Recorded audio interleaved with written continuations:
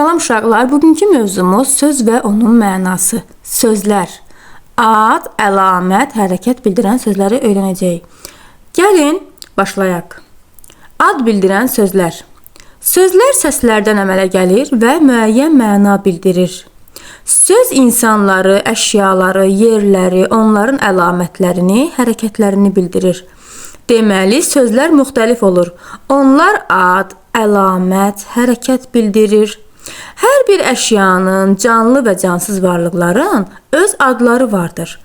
Onlara ad bildirən sözlər deyilir. Ad bildirən sözlər aşağıdakı suallara cavab verir.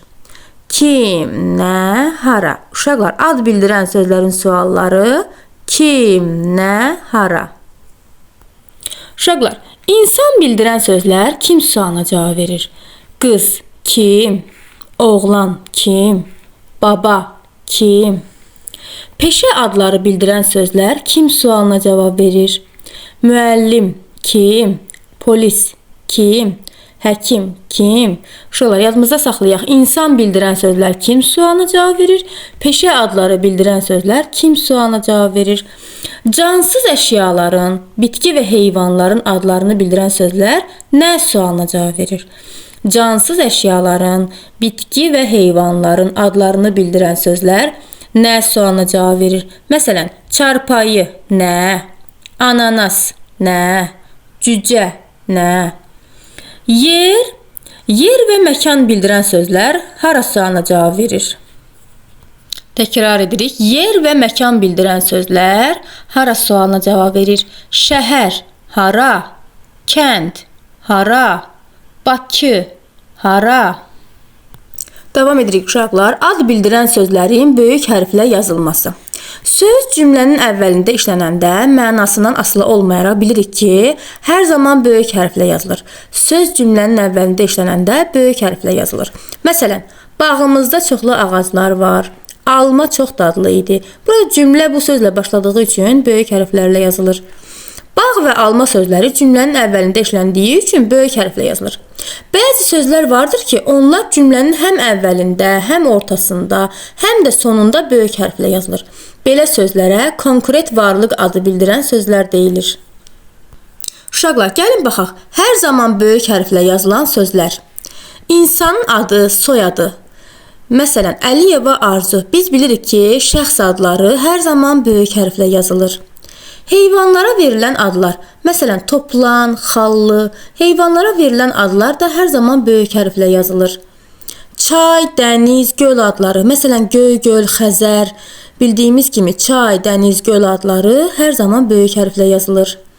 Yer, ölkə, şəhər, kənd adları, məsələn, Bakı, Gəncə, biz bilirik ki, uşaqlar, yer, ölkə, şəhər, kənd adları hər zaman böyük hərflə yazılır. Təkrar edək, insanın adı, soyadı böyük hərflə yazılır. Heyvanlara verilən adlar böyük hərflə yazılır. Çay, dəniz, göl adları böyük hərflə yazılır. Yer, ölkə, şəhər, kənd adları hər zaman böyük hərflə yazılır. Uşaqlar, amma elə sözlər də var ki, həm böyük, həm də kiçik hərflə yazılır. Məsələn, Nərgiz, Mahir, Kamil. Bəs bunları necə fərqləndirək? Əgər bu adlar xüsusi bir canlının adı, yer adı mənasında işlənirsə, o zaman həmişə böyük hərflə yazılacaq. Məsələn, Nərgiz dərsə hər zaman hazırlıqlı gəlir.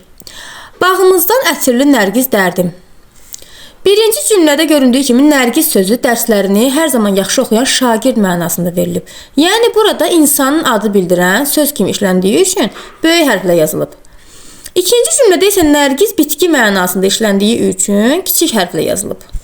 Məsələn, bugün Yaqut dərsə gecikmişdi. Nənəsi ona Yaqut üzük aldı.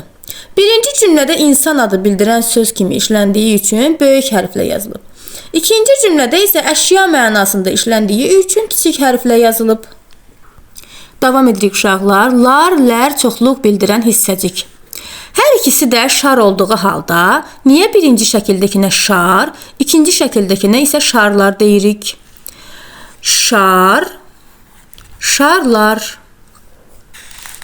Gördüyümüz kimi sözün sonundan lar, lər hissəciyi artırdıqda varlığın bir ədəd deyil, çox olduğunu bildirir.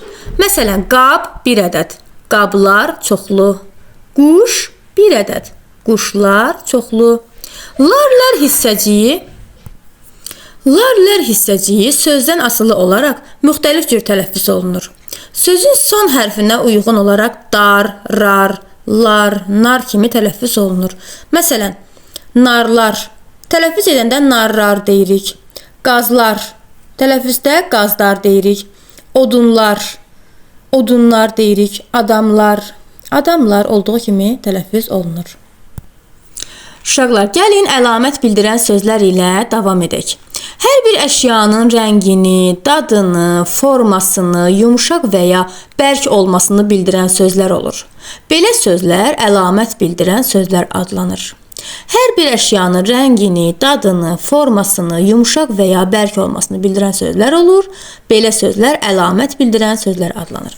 Əlamət bildirən sözlərin sualları necə, nə cür, hansı? Uşaqlar, yadımızda saxlayırıq. Əlamət bildirən sözlərin sualları necə, nə cür, hansı? Məsələn, burada kökün əlamətləri verilib. Baxın, bu gördüyümüz kökdür. Kökün əlamətləri şirin, uzun, dadlı, təzə, narıncı, iri. Baxın, burada şirin onun dadını bildirir. Uzun ölçüsünü bildirir. Dadlı dadını bildirir. Narıncı rəngini bildirir. Məsələn, turş alça. Necə alça? Turş alçanın dadını bildirir. Dairəvi masa. Nə cür masa? Dairəvi masanın formasını bildirir. Yaşıl qələm. Hansı qələm? Yaşıl qələmin rəngini bildirir. İndi isə uşaqlar, hərəkət bildirən sözlər ilə davam edirik. Əşyanın hərəkətini bildirən sözlərə hərəkət bildirən sözlər deyilir. Əşyanın hərəkətini bildirən sözlərə hərəkət bildirən sözlər deyilir. Hərəkət üç zamanda baş verir. Keçmiş zaman, indiki zaman və gələcək zaman. Uşaqlar, hərəkət üç zamanda baş verir. Keçmiş zaman, indiki zaman və gələcək zaman. Məsələn, keçmiş zamanda oxudu, indiki zamanda oxuyur, gələcək zamanda oxuyacaq. Oxudu, oxuyur, oxuyacaq. Qaçdı, qaçır, qaçacaq. Güldü, keçmiş zamanda, gülür, indiki zamanda, güləcək, gələcək zamanda. Gəldi, keçmiş zaman, gəlir, indiki zaman, gələcək, gələcək zaman. Hərəkət bildirən sözlər aşağıdakı suallara cavab verir. Nə etdi, nə edir, nə edəcək? Uşaqlar, yadımızda saxlayırıq. Hərəkət bildirən sözlər aşağıdakı suallara cavab verir. Nə etdi, nə edir, nə edəcək? Oxudu, nə etdi? Keçmiş zamanda. Nə edir? İndiki zamanda, bişirir. Nə edəcək? Gələcək zamanda, süpürəcək.